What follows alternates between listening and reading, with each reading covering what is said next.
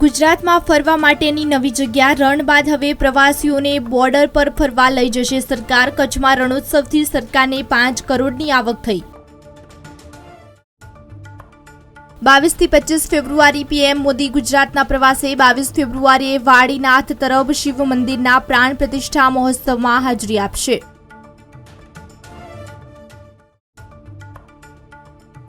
$1.75 લાખ અમદાવાદીઓ માટે આવી ખુશખબર। 2025માં બની જશે ફ્લાયઓવર અને અંડરબ્રિજ।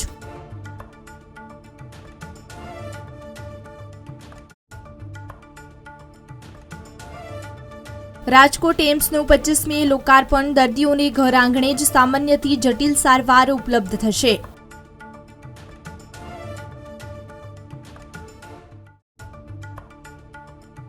વીર નર્મદ દક્ષિણ ગુજરાત યુનિવર્સિટીના અંગ્રેજી વિભાગ દ્વારા ક્વિઝનું આયોજન। વિવિધ કોલેજોમાંથી 51 વિદ્યાર્થીઓની 17 ટીમોએ ભાગ લીધો।